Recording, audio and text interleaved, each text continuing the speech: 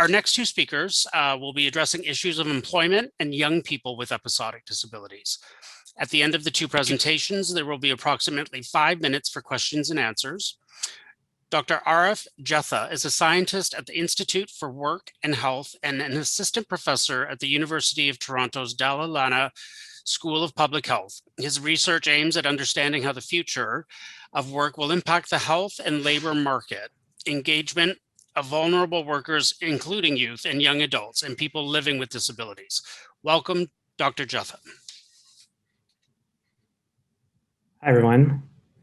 It's really nice to be speaking today. I'm excited to be presenting some research that focuses on the employment experiences and workplace support needs of young adults living with rheumatic disease, a group of conditions that are often considered as episodic. And these findings are relevant to our new normal and for a post-COVID-19 pandemic world.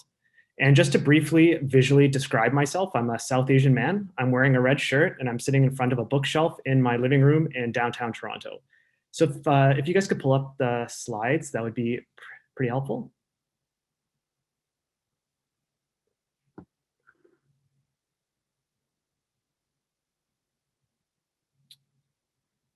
Great, okay.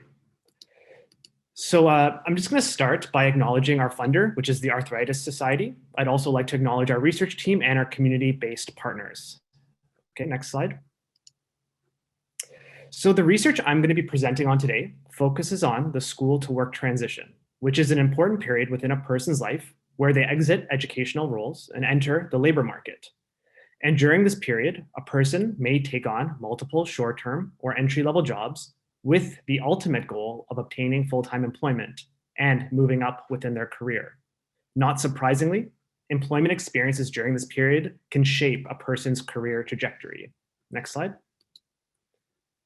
And past research I've led shows that youth and young adults living with rheumatic conditions face challenges with employment as they enter the working world. For instance, we found that having a rheumatic condition as a young adult can be associated with lost productivity, difficulties balancing work, health, and personal roles, difficulties accessing job accommodations, barriers or challenges to communicating health needs at work, and concerns about sustaining employment and career advancement. So indeed, the employment of young adults with rheumatic disease can be a precarious situation. Next slide. Next slide, yep, great. So in this presentation, I'm going to focus on findings from a recent longitudinal survey of young adults living with different rheumatic conditions who either held paid employment or were looking for employment at the time of our surveys. And surveys asked about work and health experiences and were administered prior to the COVID-19 pandemic and following the onset of the COVID-19 pandemic. Given the time constraints, I'm not going to dive too far into the methods, but I'd be happy to address questions about how we conducted the survey after this presentation or over email. Next slide. So kind of the first key finding from our modeling indicated that the pandemic contributed to employment loss for young adults living with rheumatic disease. Of those we surveyed prior to the pandemic, close to 86% were employed. Following the pandemic, the proportion who were employed dropped to 71%. Next slide. Second, when comparing pre and post-COVID-19 periods, we did not observe changes to rheumatic disease symptoms like pain or fatigue or disease activity. Accordingly, the changes to employment status that we identified in the previous slide were not necessarily related to health, but more likely to be attributed to policies and programs that aim to address occupational and community spread of the disease, like the closure of non-essential businesses. Next slide. So as part of our survey, we collected information on thoughts regarding the impact of the COVID-19 pandemic on work and health. And what we found was that a majority of young adult participants noted that the pandemic affected access to healthcare, as well as access to treatment. So despite the fact that the disease severity did not change, as noted in the previous slide, these descriptive findings indicate that the COVID-19 pandemic did affect health service provision. And so we might ask ourselves, what is the long-term impact of that on health of the population that we sampled? Also, a majority of participants indicated that the pandemic affected the conditions with which they worked and the perceptions of health and safety at work. And this is not surprising. given that the pandemic affected all aspects of our working lives and may have posed significant risks for young people living with an autoimmune condition like a rheumatic disease. Next slide. So clearly, young adults indicate that the COVID-19 pandemic has affected working conditions and employment. But how have access to workplace supports, including job accommodations, workplace modifications, and extended health benefits been affected by the pandemic? And our survey data helps to address this question. First, let's look at the workplace supports needed by participants. Prior to the COVID-19 pandemic, participants reported requiring a range of different workplace supports. The most frequently reported workplace supports that were needed included prescription drug coverage, flexible scheduling, paid sick leave, and opportunities to modify work. Next slide. The types of workplace supports that were needed remain consistent when comparing pre- and post-pandemic periods. However, one difference we did note was that fewer participants with rheumatic diseases indicated needing to modify job duties or needing to adapt their work environment in the period following the pandemic. So it may be that changes to working conditions or being more likely to work from home during the pandemic could have provided participants with greater autonomy in the way they performed their work. Next slide. So in our surveys, we also asked about the extent to which workplace supports that were needed were actually available and were used by participants. And so prior to the pandemic, our survey showed that half of participants reported unmet need, meaning that workplace supports that they needed were greater than workplace supports that were available and used, a marker of a less accommodating work environment. Conversely, prior to the pandemic, around 15% indicated that their needs were exceeded by their employer, suggesting that only a few were working in a highly accommodating work environment. Next slide. And when compared to the pre-pandemic period, we found that the proportion of participants who indicated unmet workplace support needs increased in the post-pandemic period. And these findings suggest that the COVID-19 pandemic could have widened gaps in workplace accessibility and inclusion. Next slide. So finally, I wanted to highlight some preliminary findings on the topic of disclosure, a topic that's of interest to many on this webinar. Many young people with rheumatic disease struggle with the decision to disclose. This is partly because of the invisible and episodic nature of a rheumatic disease and an assumption held by the general population that rheumatic diseases like arthritis only affect older adults. In our survey, we found that 70% of participants talked about their health to their supervisor. Interestingly, we found that the decision to disclose was associated with having a more severe health condition. Also, we found that the decision to disclose modified the relationship between workplace support needs and presenteeism, also known as working while unwell. In particular, for those who disclosed, having workplace support needs met or exceeded was associated with greater presenteeism. So it might be that disclosure decisions are reactive for young adults with rheumatic disease and occur only during a crisis situation, like when there's a disease flare that impacts productivity. And so this is preliminary findings, but we're currently unpacking this relationship in greater depth. So just next slide, please. So just to kind of summarize some of the key findings from this breadth of data that I just presented, a rheumatic disease may pose challenges to sustaining employment and maintaining productivity during the school to work transition. Notably, the COVID-19 pandemic has disrupted the employment of young adults with rheumatic disease and continues to affect work experiences across the school to work transition. Indeed, workplace supports play an important role in addressing barriers to employment. And in particular, in our post-COVID-19 pandemic world, workplace supports may be especially important in fostering socioeconomic recovery and ensuring sustained and productive employment. Moving forward, we need to think about strategies to assist in the communication of health needs so that young people can take preventative actions to addressing employment challenges and facilitating access to workplace supports, and not just waiting for a crisis situation. And very lastly, it's important to point out that the implementation of workplace supports and strategies that promote employment should consider personal and work context factors, including gender, occupation, and the degree to which a young person may face precarious conditions. And this may help us identify those who are at the greatest need for assistance and those who are exposed to work environments that may not be conducive to living with an episodic condition. So if you just flip to the last slide, there's not much content, but I just want to highlight something quickly. We have created resources that are online that were developed in collaboration with community partners. They're interactive and they provide resources, evidence-based resources for young people with rheumatic conditions. So I would encourage those who are interested to take a look. Thank you so much, everyone. Thank you so much, Dr. Jetta. Your research into the future of work is a vital resource as we envision a national action plan on episodic disabilities. We appreciate it. Thank you. Our next speaker, Dr. Helen Anderson, is the Director of Information and Support at the Arthritis Society. She oversees the development, implementation, and evaluation of educational resources and tools to support people living with arthritis. Welcome, Dr. Anderson. Thank you very much, David, and thank you, Dr. Jetta, for your presentation. Today, I'll be talking about employment supports for young adults with arthritis, and a number of types of arthritis would be considered rheumatic diseases, so would have been included perhaps in Dr. Jetta's research. So, for example, juvenile idiopathic arthritis, rheumatoid arthritis, and a number of other types of inflammatory arthritis. If we could please advance the next slide.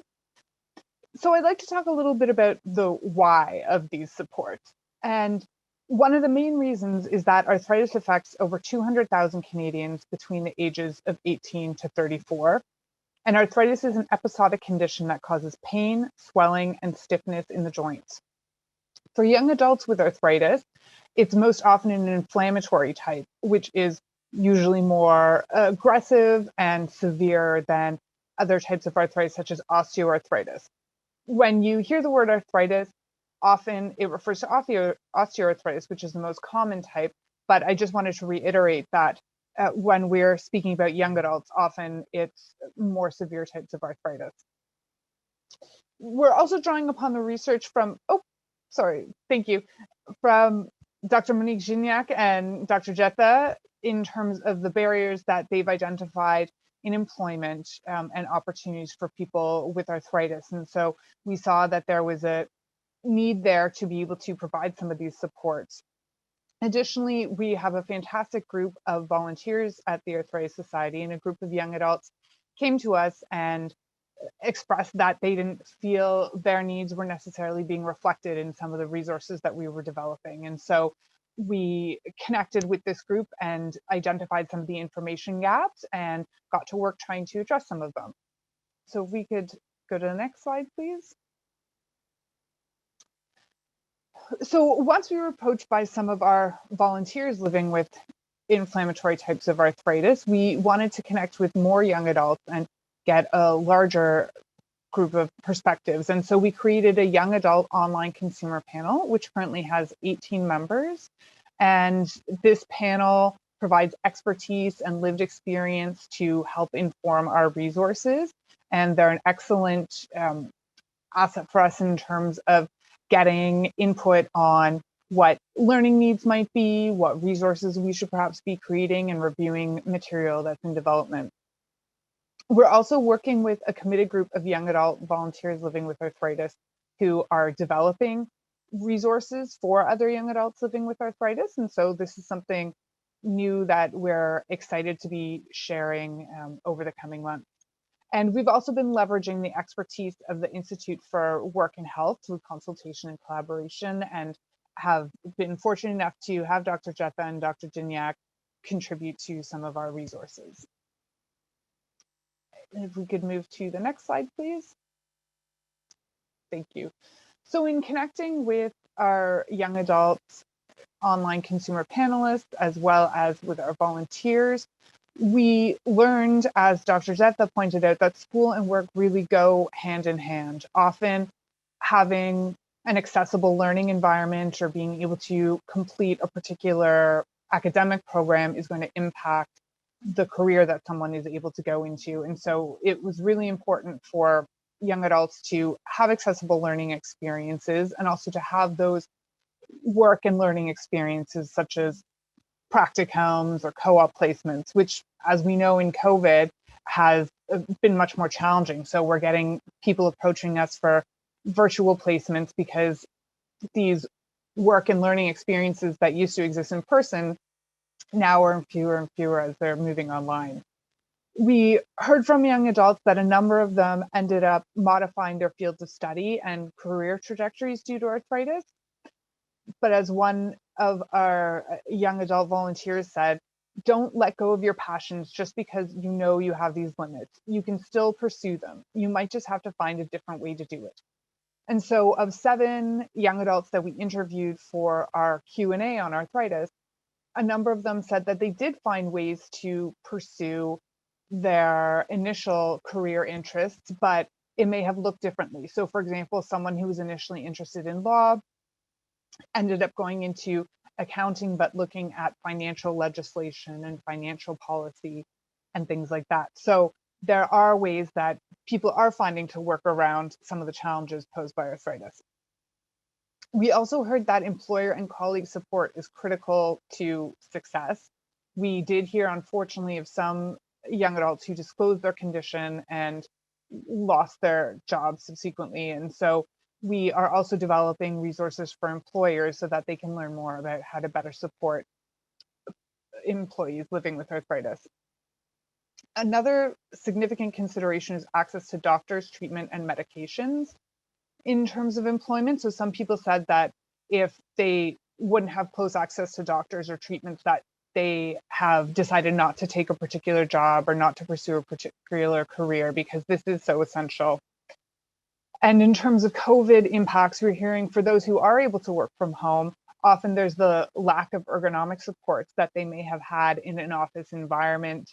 Many people are also forced to take on precarious jobs in essential services. And for many young adults with arthritis, they may be on immunosuppressant medication. And so this makes them more susceptible to infection. So we're hearing from a lot of people, a lot of concern about their health and safety at work nowadays because of a potentially higher chance of getting infections. Also, a lot of jobs that are opening up right now for young adults are things like COVID tester or COVID screening. And so we hear, there are some of the people that we work with, the young adults who are taking on these roles, but as I mentioned, are on immunosuppressant medication. And so some people are being forced into more dangerous or perhaps unsafe jobs than pre-COVID. Also, we're hearing of people losing their jobs and having difficulty affording their medication. And with medication for inflammatory types of arthritis, it's not just to manage symptoms, but actually to help slow disease progression and prevent further joint damage. So if people aren't able to access their medications because of loss of benefits or because of that loss of income, it can lead to worsened joint damage. So if we could perhaps move on to the next slide. So in terms of some of the solutions we've been trying to put into place, working closely with Dr. Jetha and the Institute for Work and Health, we have developed a young adult resource hub, and our most recent resource includes employment tips for young adults with arthritis. And so thinking about looking for work, particularly during the COVID pandemic. So we had originally started to draft this resource pre-COVID and realized we needed to completely pivot because just a lot of the networking opportunities, practicum opportunities, co-ops, volunteering opportunities just completely changed. And we also have a young adults with arthritis Q&A, which involves answers from 7 young adults living with arthritis about their experiences. So in terms of talking about disclosing their condition in the workplace, some of the challenges they've faced in terms of their career paths, but also solutions that they've put in place or strategies they use to overcome some of the challenges they face with arthritis. And then we also have an Arthritis and Work Hub online. And so there are resources both for employees and for employers. And this covers strategies for the workplace, disclosing your condition, managing arthritis beyond the workplace, and your rights in the workplace. So these are particularly for employees, but for employers, we also have resources on supporting employees with arthritis in the workplace and your rights and responsibilities as an employer in supporting employees with arthritis. I'm sorry I can't click to them and show you, but I invite you to visit our website, www.arthritis.ca, for more information. And in terms of what's next, we are currently developing a financial wellness guide, which we hope to be launching this spring. And it looks at disability tax credits and financial aid opportunities for people living with arthritis or other disabilities. And not everyone who lives with arthritis experiences disability, but for those who do, having those supports in place is really essential. The wellness guide will also look at employment services, return to work programs, job training, and skills upgrading. And I should mention that all of our materials are available in English and in French on our website. And the wellness guide will be searchable by province or territory. So it will be region-specific supports as well. And then our financial survival guide, which is coming up, is going to be looking at supporting people working in the gig economy, adapting to the changing nature of work, looking at things like the pros and cons of paying into health benefits or EI as a contract or a gig worker, as well as skill building. So we look forward to having these resources out soon. And if you identify further needs for young adults with arthritis or other episodic disabilities in terms of employment supports, we would be happy to hear from you, because we always want to be creating more resources to improve that employment experience. And I think, yes. And then lastly, here's my contact information. So I can be emailed at handerson, ANDERSON, at arthritis.ca, ARTHRITIS.ca. Or you can visit our website at www.arthritis.ca. Thank you. Thank you so much, Dr. Anderson. The work that you're doing at the Arthritis Society is certainly important work, so we thank you for that. I open the room now to questions for both Dr. Anderson and Dr. Jetha. Melissa, I'll hand it over to you to facilitate the questions. Thanks, David. And thank you very much to Dr. Jetha and Dr. Anderson for their presentations. It's always excellent to hear the pair of you speak. Honestly, it's always really great. So thanks for being here. I have two questions right now. The first one is for Dr. Jetha, which is, what was the sample size pre and post COVID? I'm hoping that's a good question. Yeah, no, it totally makes sense. And when we're referring to sample size, we're referring to the number of people that we surveyed. And so there's kind of two answers to that question. So for the research on disclosure and its relationship to productivity, we sampled, or we surveyed, close to 300 young people living with rheumatic conditions, which is a really large sample for this population. And for our research on the pre-post-COVID comparisons, we were able to survey about 150 young people. So relatively speaking, on like direct surveys about employment and health, that's for young adults, it's a pretty large sample, given you might think it's small, but it's actually pretty large. So great, thanks very much. And I think the second question is for you, Dr. Anderson, and it is, what are the risks of focusing too much on these solutions or proposals? What could be done to mitigate those risks while still retaining the integrity of that model?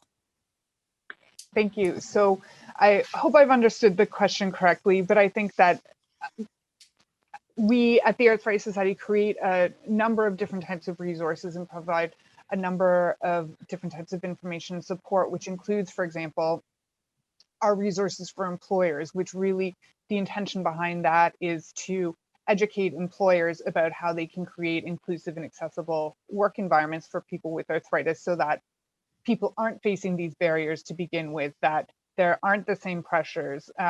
Also, that we provide resources on treatment and self-management, so ways that people can hopefully manage their condition in a way that's going to improve functionality. But also, I think it's important to have that employer and educator awareness. I know Realize has done some great work around creating inclusive environments for students with episodic disabilities in post-secondary education. And so I think that in terms of limiting some of those factors that are going to be barriers, it really is some of those supports and attitudinal barriers at the post-secondary or the employer level. And so I think we are trying to support greater awareness and education in those areas. I hope that answers the question. And, sorry, can I add to that?